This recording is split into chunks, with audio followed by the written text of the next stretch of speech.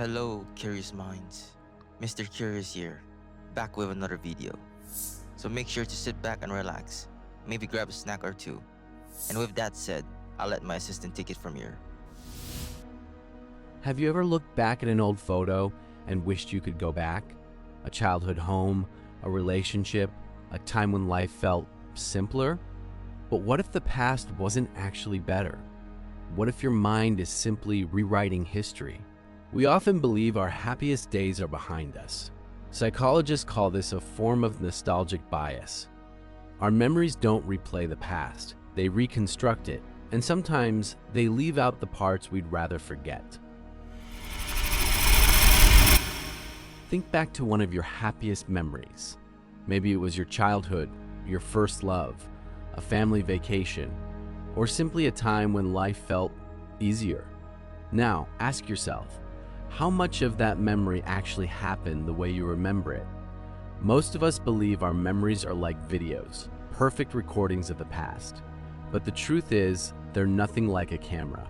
Every time you remember something, your brain doesn't press play, it rebuilds the memory from pieces. The sights, the sounds, the emotions, and the meaning you attach to that moment. It's less like watching a movie and more like putting together a puzzle. Except some of the pieces are missing. And without realizing it, your brain fills in those missing pieces. Sometimes with assumptions, sometimes with imagination, and sometimes with the person you've become today. This means that every time you revisit a memory, you're not just remembering it, you're subtly rewriting it. Psychologists have known this for decades. Memory isn't reproductive, it's reconstructive. In other words, your brain doesn't store the past exactly as it happened. It stores fragments. Then each time you remember an event, it rebuilds those fragments into a story that makes sense to you today. But here's the fascinating part. If our memories become less accurate over time, why don't they become worse? Why do they often become better? Why does childhood feel happier? Old friendships feel stronger? And even difficult chapters of our lives somehow seem easier than they actually were. To answer that, we first need to understand nostalgia. Have you ever noticed that old songs sound better, old games feel more magical, and childhood summers somehow seemed endless? It's easy to believe those moments were objectively better, but nostalgia isn't really about remembering the past. It's about remembering how the past made you feel. That feeling is what your brain holds on to. Over time, the details begin to fade. The stress, the boredom, the uncertainty. But the emotions, especially the meaningful ones, often stay much longer. Psychologists sometimes refer to this as the fading affect bias. It's the tendency for negative emotions attached to memories to fade faster than positive ones.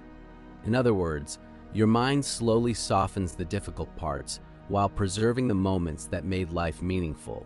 Think about school. At the time, you probably complained about homework, exams, early mornings, wanting to graduate as quickly as possible. Yet years later, many people say, "I miss those days." Did school really become better? Or did your memory simply leave out the parts you hated? At first, this almost sounds like a flaw.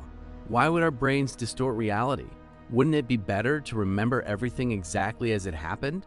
Surprisingly, the answer is no. Imagine if every painful memory felt just as intense as the day it happened. Every embarrassment, every rejection, every mistake, every loss. If none of those emotions faded, moving forward would become incredibly difficult. We would spend our lives reliving our worst moments. Instead, our minds slowly soften those memories. Not because they're trying to deceive us, but because they're trying to protect us.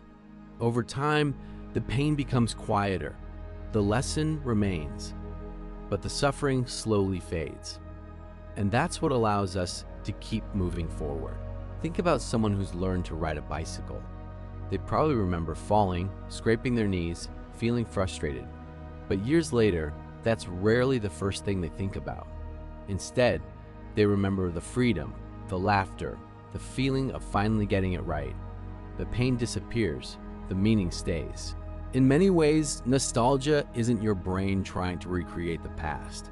It's your brain trying to preserve what mattered most about it.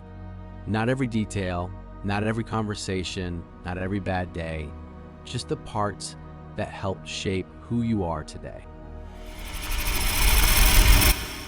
Maybe the past wasn't better. Maybe it just feels that way. Not because your memories are fake, but because they've been carefully shaped by time, by emotion, and by the person you've become. There's nothing wrong with looking back. In fact, nostalgia can be comforting. It reminds us of where we've been, the people we've loved, the moments that changed us.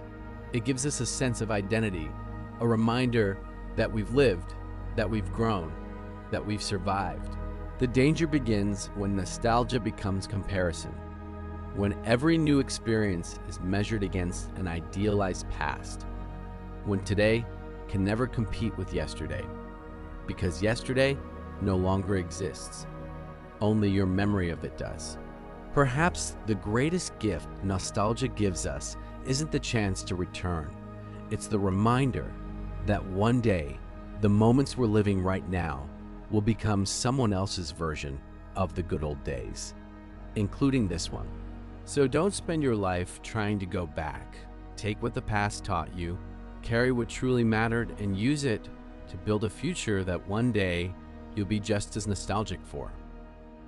If you enjoyed today's video, you might want to consider hitting the like button and sharing it to others. Subscribe as well while you're at it, for good luck.